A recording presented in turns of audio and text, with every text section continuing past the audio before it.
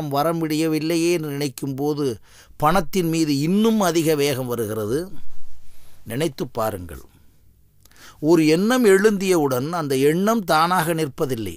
இப்போ பணம் ஒன்றுமில்லை என்று நினைத்தால் அந்த எண்ணமே பாருங்கள், பணம் ஒன்றுமில்லை, பணத்தால் ஒன்றுமில்லை என்று முதல் எண்ணம் பணத்தை பற்றி எழுந்தவுடன், ஒப்பிட்டவுடன், இன்ஸ்பிரேஷன் ஆனவுடன் அதனுடைய பரிணாம வளர்ச்சியிலே போய் பணத்தை பார்த்து அப்புறம் பில்கேட்ஸ் வரைக்கும் கம்பேர் பண்ணி பணம் இல்லை என்றால் ஒன்றுமே செய்ய முடியாது என்று கூறி, அப்புறம் பணத்தினால் அவர்களுக்கு ஏற்பட்ட பிரச்சனைகளையெல்லாம் திங்க் பண்ணி, பணம் இருந்தால்தானே இவ்வளவு இயங்கி இருக்க முடியும், இல்லை என்றால் ஒன்றுமே இயங்கி இருக்க முடியாது என்று நினைத்து, அப்புறம் பணம் வைத்திருந்தவர்களெல்லாம் எப்படியெல்லாம் இந்த உலகியலில் வாழ்கிறார்கள் என்று நினைத்து, ஒப்பிடுதல் என்ற ஒரு வார்த்தையை மட்டும் வைத்துக்கொள்ள, ஒப்பிடுதல் என்பது ஆணிவேர். அப்படி போய்கொண்டே இருக்கும்போது பணம் பணம் பணம் பணம் 10 செய்யும் என்பது இருந்து இன்றைக்கு 10 லட்சமும் செய்யும் என்று சாதாரண மனிதனும் சிந்திக்கிறான். ஆனால் அவனிடமே திருப்பி கேட்டால், இந்த பணம் உன்னுடைய போகின்ற உயிரை நிறுத்துமா என்றால் கொஞ்சம் சொல்லுகிறான். நிச்சயமாக உயிரை தள்ளி போட முடியும் என்று வந்துவிட்டார்கள். மருத்துவ ரீதியாக மருத்துவர்களும் 125 ஆண்டு இந்த உடம்பு தள்ளி வைக்க முடியும். எதனால்? பணத்தினுடைய அல்லது மருத்துவ ரீதியாக உயிரை நிறுத்த முடியுமா? இது நீங்கள் இந்த வாழ்வியலை விட்டு வந்து உயிரை நிறுத்த முடியுமா? நிறுத்தவே முடியாது. அப்புறம் என்ன? அப்போது சொல்லுகிறார்கள், அது இயற்கை. அப்பொழுது மட்டும் இயற்கையாம் அது. முதுமை வந்து விட்டதே, உங்களுடைய முதுமையை உங்களுடைய பணம் நிறுத்துமா? இல்லை. ஏன் நிறுத்தாது? நிறுத்த வேண்டியதானே. இப்போ இந்த இடத்தில் என்ன விஷயம் என்றால், பணம் வேண்டாம் என்று சொல்லவே இல்லை. ரொம்ப முக்கியமான விஷயம். பணம் வேதாந்தம் அழகாக சொல்லுகிறது.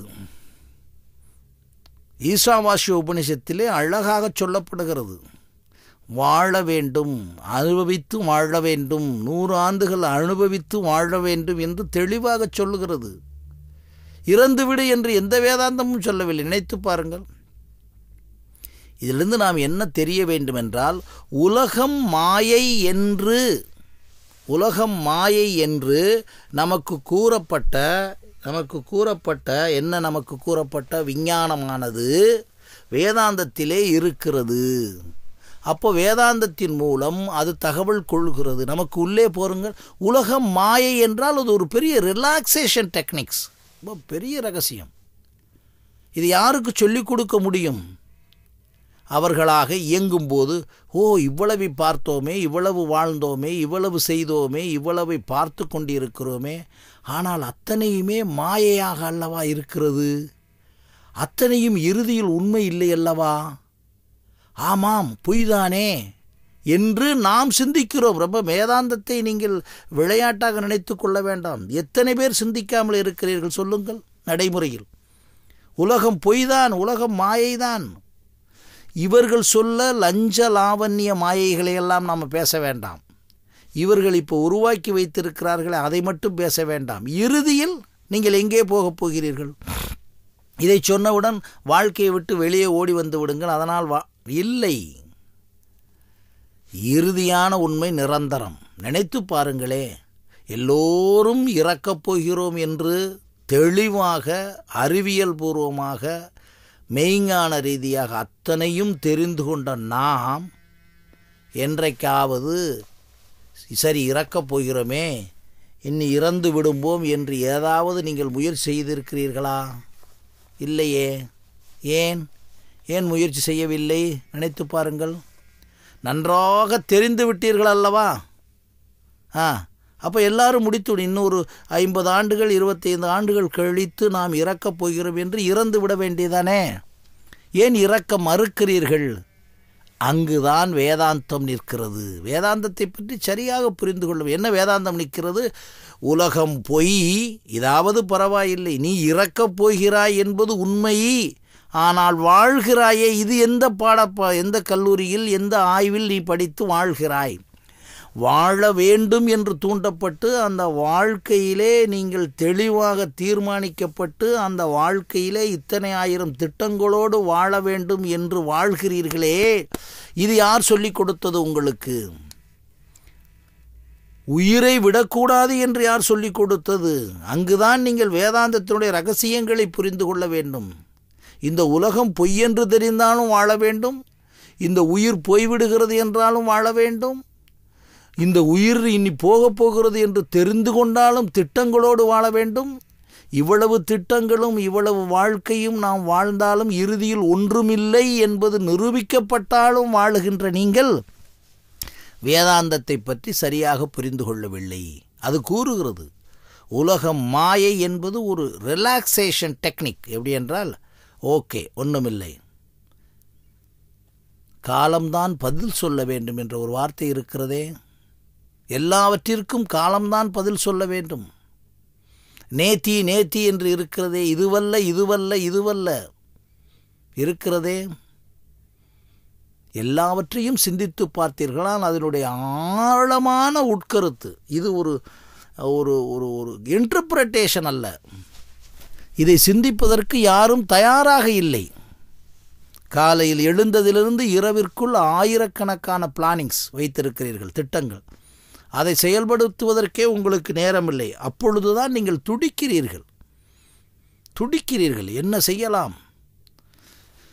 அடிபடும் போது, வாழ்க்கையில் தோல்வியுறும்போது, பிரச்சனை வரும்போது, அப்பா வேஸ்ட்டுப்பா, இவனை நம்பினேன் வேஸ்ட்டு, அவனை நம்பினேன் வேஸ்ட்டு என்று கூறுகிறீர்கள். ஆனால் உலகம் மாயையா? இறுதியான மாயை, இறுதியான பொய்மை. ஒரு குருவி, ஒரு மிருகம், ஒரு உயிரினம் வாழ்வதற்கு எந்த விதமான இன்வெஸ்ட்மெண்ட்டுக்கு கிடையாது. நேர கண் முன்னாடி தெரியும். உணவுக்காக ஏதாவது இன்வெஸ்ட்மெண்ட் பண்ணியிருக்கா? வீட்டிற்காக ஏதாவது இன்வெஸ்ட்மெண்ட் பண்ணியிருக்கா? சேமிப்பு பேங்குக்கு ஏதாச்சும் இன்வெஸ்ட்மெண்ட் பண்ணியிருக்கா? வாழ்கிறதா என்றால் வாழ்கிறது, இல்லை என்று சொல்லிவிட முடியுமா நீங்கள்? இதை காட்டிலும் நம்மை காட்டிலும் மரியாதையோடு வாழ்கிறது. இன்றைக்கு இருக்கக்கூடிய சட்டதிட்டங்கள், ஏதாவது ஒரு உயிரினத்தை நீங்கள் நேரடியாக அனாவசியமாக கொன்றுவிட முடியாது. நன்றாக தெரிந்து கொள்ளுங்கள். நேரடியாக அனாவசியமாக கொன்றுவிட முடியாது. அதற்குரிய பர்மிஷன்லாம் வாங்கணும். அதுலேயும் குறிப்பாக அந்த ஆட்டு இறைச்சியை தவிர ஒரு சிங்கத்தை பிடித்து கொண்டு வந்து நீங்கள் வெட்டிவிட முடியுமா? ரோட்டிலே வைத்து ஒரு புலியை கொண்டு வந்து, ஒரு குரங்கை கொண்டு வந்து செய்துவிட முடியாது. ஏனென்றால் அதாவது சேஃப்டியாக அது எந்த சட்டமும் போடவில்லை. ஆனால் மனிதர்களுக்குள்ளே எத்தனை கொலை நடந்து கொண்டிருக்கிறது பாருங்கள். சட்டங்களை வைத்திருக்கிறோம், தர்மங்களை வைத்திருக்கிறோம், நீதித்துறையை வைத்திருக்கிறோம், காவல்துறையை வைத்திருக்கிறோம். அப்படி என்றால் என்ன? மறுபடியும் சிந்தித்து பாருங்கள். நீங்கள் குழம்புகிறீர்கள். இயற்கை குழம்பவில்லை, குழப்பவில்லை. இயற்கை எப்பொழுதும் ஒரே மாதிரி இருந்து கொண்டிருக்கிறது. அந்த இடத்தில் மனிதா, உலகம் மாயை என்று புரி. எண்ணத்தை குறைத்துக்கொள். எண்ணத்தினால்தான் எண்ணம் அற்றுப்போ என்றால் என்ன? எண்ணமே இல்லாமல் போ, உலகத்தினுடைய சொர்க்கத்தை பார்க்கலாம் என்று வேதாந்தம் கூறுகிறது. அப்படின்னா எண்ணமே அற்றுப்போனவனே இவங்க நம்மளுடைய விவாதிகள் சொல்லுவது, விவாதம் உன்னை புரியவர்கள், ஸ்டில் மைண்ட், நோ, மறுபடியும் எழும், நீ இயங்காமல் இருக்க முடியாது. கீதை தானே சொன்னது.